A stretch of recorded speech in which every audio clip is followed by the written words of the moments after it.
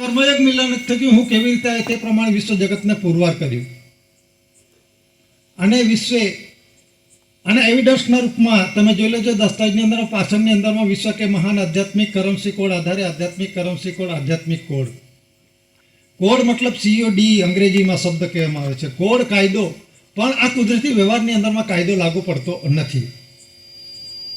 તો એ જે કાયદો લાગે છે કુદરતી બંધારણની અંદરમાં, આ કુદરતી બંધારણમાં માતા પિતા મિલન યોગ માટેનો કર્મયોગ માટેનું છે. આ કોઈ બંધારણ છે કુદરતી, એટલે શબ્દ લખવામાં આવેલો છે વિશ્વ કે મહાન આધ્યાત્મિક કરન્સી કોડ આધારે આધ્યાત્મિક કરન્સી કોડ આધ્યાત્મિક કોડ એ શબ્દ છે. કોડ કાયદો છે. કાયદો કોને લાગે છે? બહારથી આવેલા લોકોને લાગે છે. તો એ બંધારણ આપણે 142 ડેલિગેટ્સો છે એ વખતે આ દેશની અંદરમાં આપણે જે યુનાઇટેડ નેશન ઓર્ગેનાઇઝેશન યુનોની અંદરમાં જે એકત્રિત થાય વિશ્વના દેશોમાં, તો એ 142 ડેલિગેટ્સ હતા. તે પ્રમાણે દાદાએ પોતે અમલમાં મુકાયું છે. એ પ્રમાણે ત્યાં ડેલિગેટ્સ પણ એટલા છે અને 64 દેશો પણ છે અને 64 શ્વાસનું બંધારણ બતાવ્યું છે અને રૂપ પરથી રૂપિયો બન્યો છે. આ રોકડો રૂપિયો કેવી રીતે આવ્યો? આ 16 આનાનો રૂપિયો, 16 આના એટલે પરિપૂર્ણ થાય, પૂર્ણ રૂપના. તો એવી રીતે પછી આ 92 પૈસાનો જે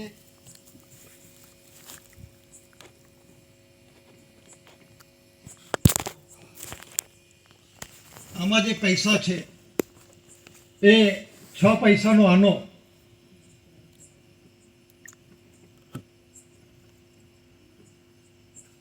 એ પ્રમાણે 6 1 6 2 6 2 12 6 3 18 વત્તા 1 એ ડેસિમલ કોઈને મતલબમાં કહેવાની અંદરમાં બંધારણમાં શું છે એ પણ જોઈ લેજો.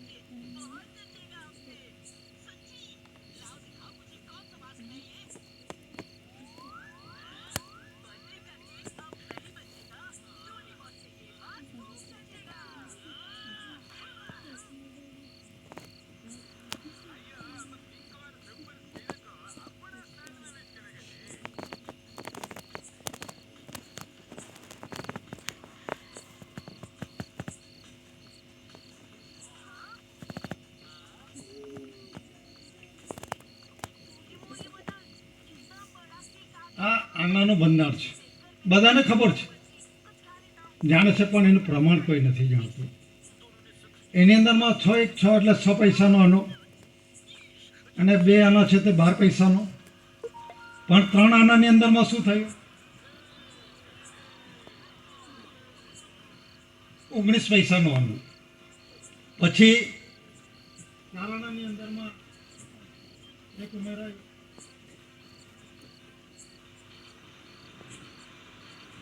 આ જે બંધારણ છે 19 પૈસાના 3 આના, જૂનું કોષ્ટક જોઈ લેજો. પછી 100 ચોક 24 વત્તા 1 એટલે 25 પૈસાનો 4 આના, પછી 31 પૈસાના 5 આના અને 37 પૈસાના 6 આના. અને પછી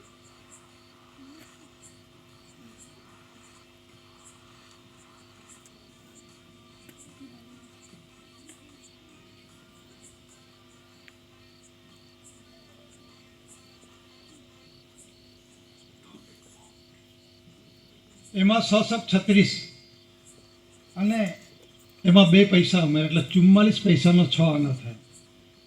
પછી 100 7 42 ને 2 44, 848 ને 2 50 એટલે એ અડધો રૂપિયો પણ ગણતા, એ 50 પૈસા. પછી 100 9 54, 54 ને 2 56, પછી 100 દાન 60 વત્તા 2 એટલે 62. પછી આ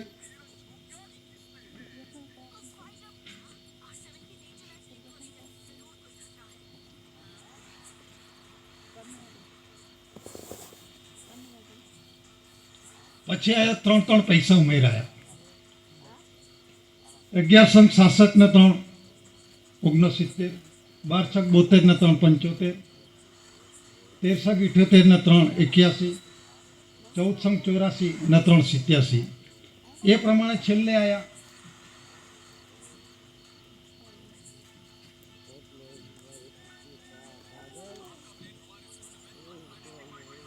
જે 15 આના એટલે 15 6 90 વત્તા 4 પૈસા ઉમેરે તો 15 આના થાય.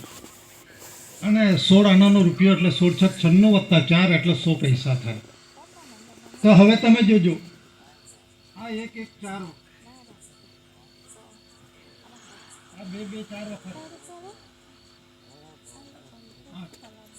અને 3 3 4 વખત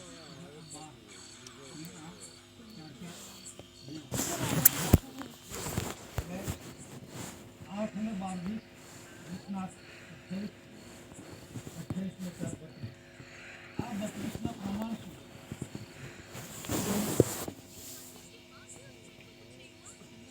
આ 32 નું પ્રમાણ શું છે? આ 32 કેમ આવ્યા? એટલે માતાના 16 ને પિતાના 16 એ 32 થયા. તો એની અંદરમાં શરીર રચનાની અંદરમાં કયા કયા પાર્ટ બન્યા? એટલે દાદાએ અણુપરમાણુ રજેરજનો હિસાબ આપ્યો છે. એટલે જે દેશની અંદરમાં રૂલિંગ વ્યવહારમાં ચાલે છે, કુદરતી બંધારણની અંદરમાં પૈસાના જે 6 પૈસાનો આનો, તો એ બંધારણની અંદરમાં કયું અંગ શરીરનું બન્યું એ પ્રમાણે આખું પ્રમાણિત થયું. એટલે માતાના 16 ને પિતાના 16 એટલે 16 32 થાય. ઘણા કહે છે કે બલિ ચઢાવે તો 32 લક્ષણો માણસ હોવો જોઈએ, એમ કહે છે ને, જેનામાં બધા ગુણો હોય. તો આ માતા પિતાની અંદરમાં જે માતા પિતા કર્મ એક મિલન એક થકી દીકરો દીકરી સંસાર એક થકી આવ્યું છે, તો આપણા શરીરમાં કોઈ ખામી છે નથી કે 2 આંખ છે, નાક છે, મોઢું છે, માથું છે, આ શરીરની અંદરમાં આંગળા છે, હૃદય છે, બધું જે પ્રમાણે આપેલું છે. એટલે માતાનું 16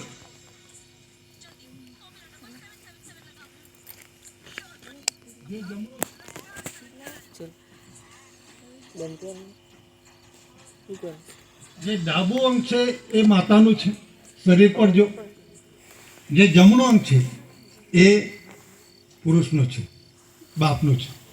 તો એ પ્રમાણે કુદરતી રૂલિંગ વ્યવહારમાં આ શરીરની બંધારણની ચાસણી થાય છે અને રૂપ પરથી રૂપિયો બને છે, એ દાદાએ પુરવાર કરી છે.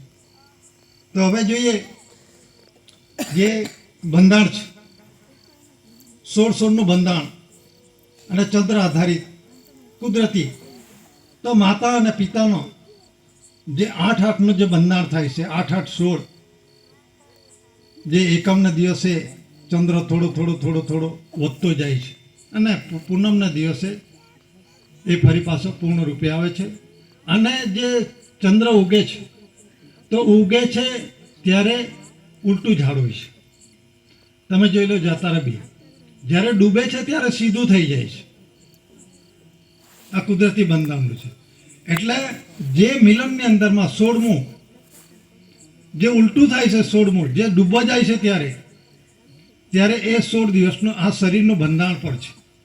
એટલે પછી જે અંધારીઓ આવે, જે વધ થાય, તો એ એકમ બીજ પડવો ગણાય. વધની અંદરમાં પડી ગયો એટલે વધ આવે, એકમ બીજ 30 14 પાંચમ 16 સાતમ, એ પ્રમાણે એને અમાસ આવે. તો એ બેનો સરવાળો કરો, પૂનમ અને પેલી બાજુ એકમ વધનો, તો એ 16 થાય છે. 14 પછી પેલા જે બીજ થાય છે, તો એ 14 ને 2 16 નું બંધારણ છે.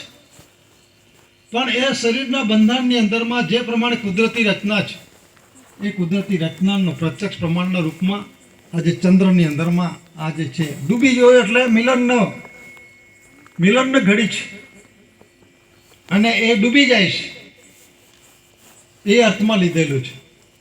તો આ જે બંધારણ છે પૈસા નયા પૈસા જે કોન્સ્ટિટ્યુશન બંધારણ છે, તો દાદાએ રૂપ પરથી રૂપિયો બન્યો. આ રૂપિયો કેવી રીતે બન્યો અને અંગ્રેજોએ જે શાસન આપણા દેશમાં કરી ગયા તો અંગ્રેજોએ એક શું ભૂલ કરી અને એની શું એનો જવાબદારી છે અને એનું કરજ કેટલું છે એ પણ દાદાએ હિસાબ કાઢ્યો છે.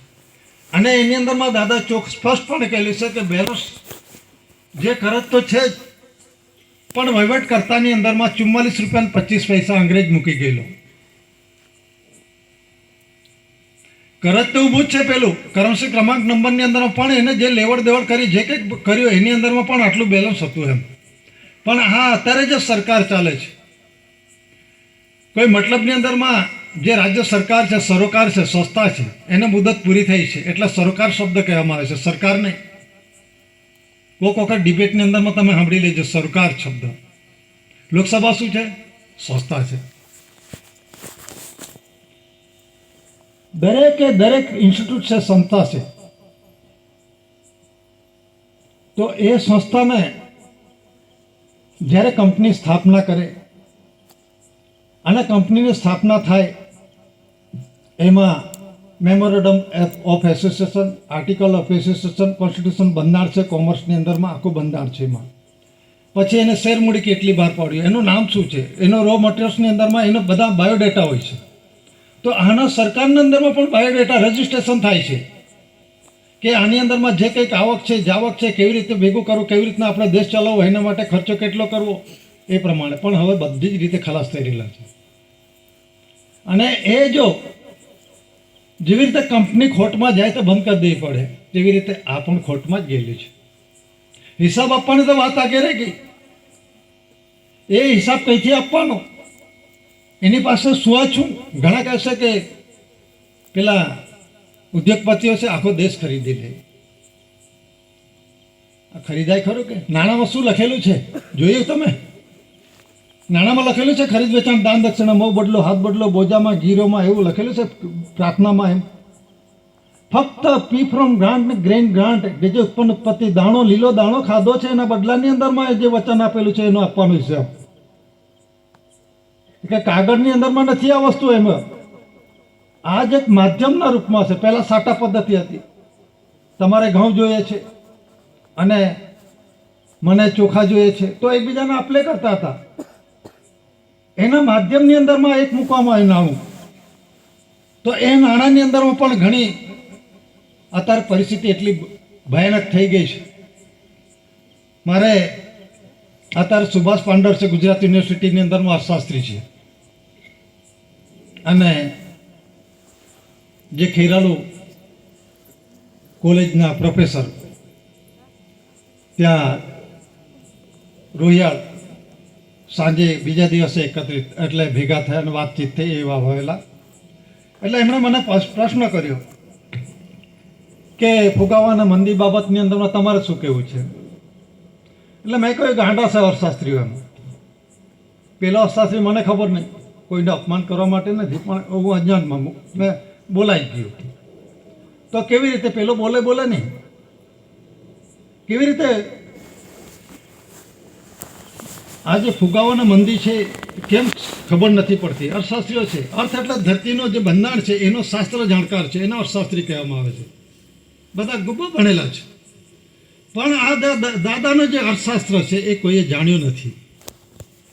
તો એમાં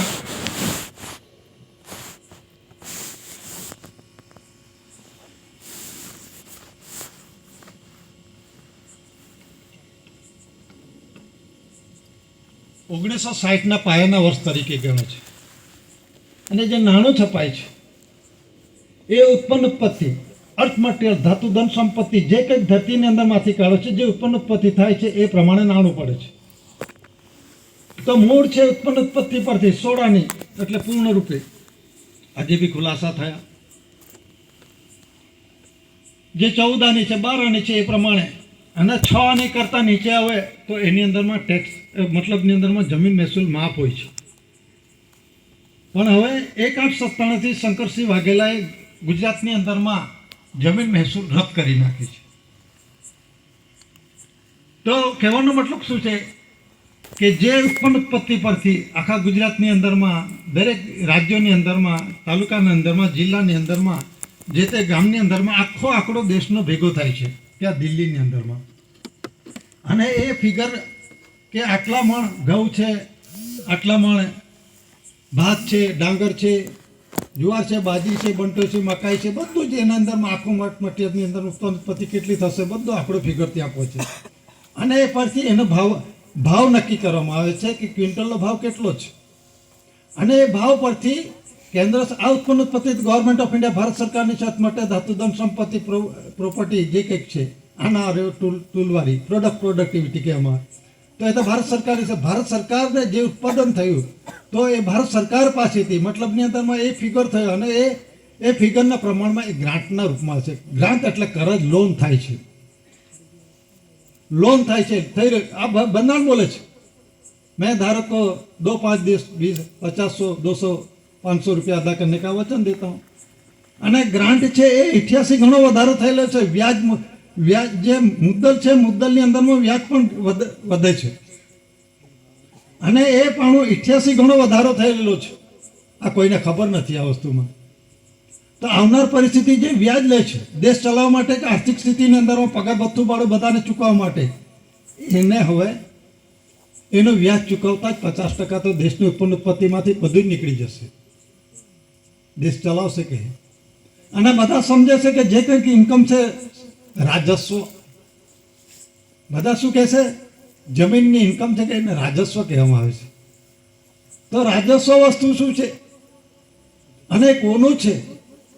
એ તો ટ્રેઝરીનું છે, ગવર્મેન્ટ ઓફ ઇન્ડિયા, ભારત સરકારનું છે. તો બધાની અંદરમાં શું છે કે રાજસ્વ કેટલું છે, કેવી રીતનું છે, દરેક ડિપાર્ટમેન્ટમાં, રેલવેનું, કોઈ પણ જમીન મહેસૂલ લો, આરોગ્ય ખાતાની અંદરમાં તો એનો જે ચૂકવણું વધારે થાય છે એની ઇન્કમની અંદરમાં પણ એમાં પણ બધા જે પ્રમાણે ફાળવણી હોય તો એ રાજસ્વ મતલબની અંદરમાં રેવન્યુ ઇન્કમ સમજે છે. તો રેવન્યુ ઇન્કમ કોની છે? તે ગવર્મેન્ટ ઓફ ઇન્ડિયા, ભારત સરકારનું રેવન્યુ છે. રેવન્યુ એટલે મુલક, અને જે મુલકને ઉત્પન્ન ઉત્પત્તિ ખાધા વગર કોઈનું ચાલતું નથી. તો એ જે છે એ રેવન્યુ 852 ડિપાર્ટમેન્ટ રેવન્યુના અંડરમાં આવે છે. Revenue government of India, Bharat સરકારનું છે. Revenue government of India, Bharat સરકારનું છે.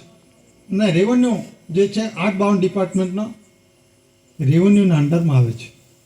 એ રેવન્યુના વરિષ્ઠ નથી, પણ એ revenue government of India, Bharat સરકારનું છે. તો એ બધું રાજસ્વ છે એ પોતે વાપરી ખાય છે. તો ઉત્પન્ન ઉત્પત્તિની અંદરમાં 1960ના પાયાના વર્ષ તરીકે ઉત્પન્ન ઉત્પત્તિ પરથી નાણું પડ્યું, ગ્રાન્ટના રૂપમાં લીધું. તો ગ્રાન્ટના રૂપમાં લીધું એ પાયાના વર્ષ તરીકે. પછી 1961, 62, 63 એ પ્રમાણે 2021, 22, 23, 24 આ 25 ચાલુ થયું. હવે કેલેન્ડર વર્ષ આવે છે. 1 એપ્રિલ છે 31મી માર્ચ. એ કેલેન્ડર વર્ષ એટલે ફાઇનાન્શિયલ યર કહેવામાં આવે છે, નાણાકીય વર્ષ કહેવામાં આવે છે. એ પ્રમાણે બજેટ બહાર પાડે છે. બજેટની અંદરમાં શું આવે છે? 100 પૈસાની આવક ક્યાં છે અને 100 પૈસાની જાવક ક્યાં છે એ બંધારણમાં તમે જોજો. એ પૈસામાં જ છે. જે પૈસાની અંદરમાં 100 પૈસાની આવક પછી કરોડો હશે બરાબર છે, પણ જે બજેટ બહાર પડે છે પૈસાની અંદરમાં બહાર પડે છે. તો એ પ્રમાણે 60, 61, 62, 63 એ પ્રમાણે ઉત્પન્ન ઉત્પત્તિ પરથી નાણું પાડ્યા કર્યું. અને ઉત્પન્ન ઉત્પત્તિ છે એ ખવાય છે કે 1960ની અંદરમાં 61, 62, 63 એ 2000 સુધીની અંદરમાં હજુ સુધી નાણું છપાઈ ગયું, પણ એ અનાજ ખરું કે નથી? કે આપણે ખાઈ જઈએ છીએ. તો એને ફુગાવો કહેવાય છે, કહેવાનો મતલબ. એટલે જો આ જે હકીકત હોય, વાસ્તવિકતા, પરસેપ્ટિબલ એવિડન્સ, દાદાએ જે ખુલાસો કર્યો છે જે તે વર્ષની ઉત્પન્ન ઉત્પત્તિ